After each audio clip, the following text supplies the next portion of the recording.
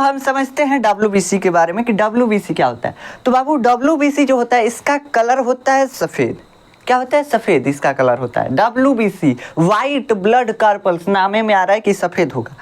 तो इसका कलर लिखते हैं रंग, लिखिए रंग। रंग क्या होता है? सफ़ेद होता है। इसको शरीर का सिपाही भी बोला जाता है, शरीर का सिपाही। शरीर का सिपाही बोला जाता है क्योंकि ये क्या करता है? क्योंकि यह रोगों से लड़ने के लिए, रोगों से लड़ने के लिए एंटीबॉडी का निर्माण करता है। आप हमारे साथ साथ लिखते चलिए, एंटीबॉडी का निर्माण करता है। ठीक, इसका मतलब क्या है अभी हम समझाते हैं। करता है, निर्माण करता है। देखिए जो डब्ल्यूबीसी होता है एक तरह का कोशिका है और ये कोशिका क्या करता है? रोगाणुओं से लड़ने के लिए एंटीबॉडी का निर्माण। अगर हमको दुश्मन से लड़ना है तो हथियार चाहिए, वही हथियार ये बनाता है डब्ल्यूबीसी। हमारे शरीर में अगर मान लीजिए टाइफाइड का वायरस, टाइफाइड का बैक्टीरिया आ गया, साल्मोनेला टाइफी, तो साल्मोनेला टाइफी से कौन लड़ेगा? तो यही डब्ल्यूबीसी जो है एक हथियार बनाएगा साल्मोनेला टाइफी से लड़ने के लिए। उस हथियार को क्या बोलेंगे? एंटीबॉडी। किसके अगेंस्ट? तो साल्मोनेला टाइफी के अगेंस्ट एक क्या बनाएगा? एंटीबॉडी बनाएगा। तो एंटीबॉडी क्या है? हथियार है, रोगों से लड़ने वाला हथियार है। समझ सकते हैं बस ये क्या है? तो रोगों से लड़ने वाला हथियार एंटीबॉडी है। और ये कौन बनाता है? डब्ल्यूबीसी। तो ये शरीर की रोगों से रक्षा करता है, इसलिए इसको शरीर का सिपाही यानी सैनिक भी बोला जाता है। समझ में आया? अब ये जो होता है इसमें केंद्रक होता है। हम बताए थे डब्ल्यूबीसी में केंद्रक नहीं होता है। अब केंद्रक क्यों नहीं होता है डब्ल्यूबीसी में? वयस्क डब्ल्यूबीसी में केंद्रक नहीं होता है, इसलिए उसमें केंद्रक नहीं होता है। कहाँ से कि सॉरी आरबीसी के अंदर केंद्रक नहीं होता है। हम बताए थे आरबीसी के अंदर केंद्रक क्यों नहीं होता है, न्यूक्लियस क्यों नहीं होता है? क्योंकि उसके अंदर रहना है हीमोग्लोबिन को, और हीमोग्लोबिन को रहने के लिए पर्याप्त स्थान चाहिए जिससे कि पर्याप्त ऑक्सीजन आरबीसी ढो के ले जाके शरीर की कोशिकाओं को पहुंचा सके। तो इसके लिए आरबीसी में क्या नहीं होता है? केंद्रक नहीं होता है, ताकि ज़्यादा से ज़्यादा जगह रहे, ज़्यादा से ज़्यादा ऑक्सीजन का ट्रांसपोर्टेशन हो सके।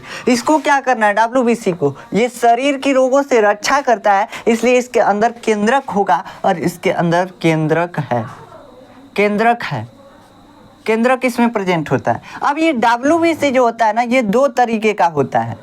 आरबीसी कैसा था? एक ही तरीके का था, लाल लाल था, दोनों तरफ से धंसा हुआ था, 2 माइक्रोमीटर व्यास था, हमको दिखने में ऐसा दिख रहा था। लेकिन ये जो होता है ये कैसा होता है? एक ग्रेन्युलोसाइट होता है और एक नॉन ग्रेन्युलोसाइट, यानी कि उसमें ग्रेन्यूल्स नहीं होते हैं। इसका मतलब एक कणिका में कोशिकाएं होती हैं और एक क्या होती हैं? कणिका विहीन कोशिकाएं होती हैं। तो कणिका में श्वेत रक्त कोशिका लिखिए, कणिकामयी श्वेत रक्त कोशिकाएं, श्वेत रक्त अभी हम समझाएंगे कोशिकाएं।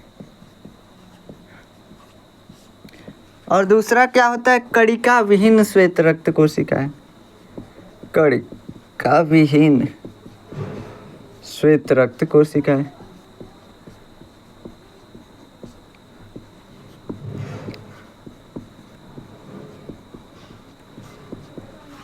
देखिए ब्लड में क्या क्या है? आरबीसी, डब्ल्यूबीसी और प्लेटलेट्स। आरबीसी क्या काम कर रहा है? ट्रांसपोर्टेशन का काम कर रहा है। प्लाज्मा भी ट्रांसपोर्टेशन का काम कर रहा है। तो ये दो चीज़ ट्रांसपोर्टेशन, प्लाज्मा भोजन वगैरह का, आयन, प्रोटीन, हार्मोन, सब चीज़ का ट्रांसपोर्टेशन, जो लवण वगैरह है सबका ट्रांसपोर्टेशन कौन करेगा? प्लाज्मा। उसके बाद आया आरबीसी। आरबीसी क्या करेगा? आरबीसी में हीमोग्लोबिन है जो कि ऑक्सीजन का ट्रांसपोर्टेशन करेगा। फिर क्या है? फिर हम देख रहे हैं डब्ल्यूबीसी। डब्ल्यूबीसी क्या करता है? इसका मेन काम है रोगों से लड़ना। अगर ये नहीं रहेगा इसका मतलब हमारा शरीर जो है सुरक्षित नहीं है, ये रोगों से लड़ नहीं पाएगा। तो ये रोगों से लड़ने में हेल्प करता है डब्ल्यूबीसी। तो डब्ल्यूबीसी रोगों से लड़ने में हेल्प करता है। एक होता है कणिकामयी श्वेत रक्त कोशिकाएं और एक होता है कणिका विहीन श्वेत रक्त कोशिकाएं। अब कणिकामयी और कणिका विहीन किस आधार पे बोलते हैं? तो देखिए जब डब्ल्यूबीसी में कुछ छोटे छोटे दानेदार स्ट्रक्चर हमको दिखने लगते हैं तो उसको बोलते हैं ये कणिकामयी है, इसके अंदर कण है। WBC वो कोशिका है, कोशिका के अंदर केंद्रक होगा और कुछ कण दिखने लगते हैं, कुछ छोटे छोटे हमको दानेदार स्ट्रक्चर दिखने लगते हैं जिसको बोलते हैं कि ये कणिकामयी है। और कणिका विहीन मतलब जिसमें छोटे छोटे कण नहीं होते हैं, उसके पास कोशिकांग होते हैं। तो ग्रेन्युलोसाइट, जिसमें ग्रेन्यूल्स होंगे वो ग्रेन्युलोसाइट है, समझ में आया। और इसमें ग्रेन्यूल्स नहीं है, इसलिए कणिका विहीन श्वेत रक्त कोशिकाएं हैं। ठीक, तो ये होता है कणिकामयी श्वेत रक्त कोशिकाएं और कणिका विहीन श्वेत रक्त कोशिकाएं। अब इस आधार पे इसमें दो कोशिकाएं आती हैं। कणिकामयी श्वेत रक्त कोशिकाएं जो होती हैं 3 तरह की होती हैं और कणिका विहीन श्वेत रक्त कोशिकाएं कैसी होती हैं, 2 तरह की होती हैं। इसमें देखिए, इसमें कौन कौन सा होता है, तो इसमें होता है मोनोसाइट। मोनोसाइट आप नाम सुने होंगे, मोनोसाइट और ल्यूकोसाइट।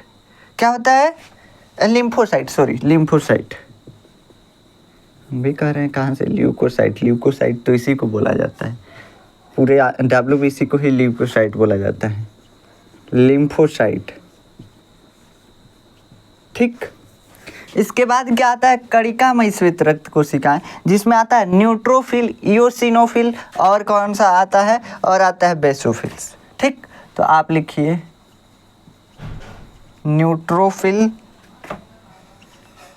Neutrophil, eosinophil,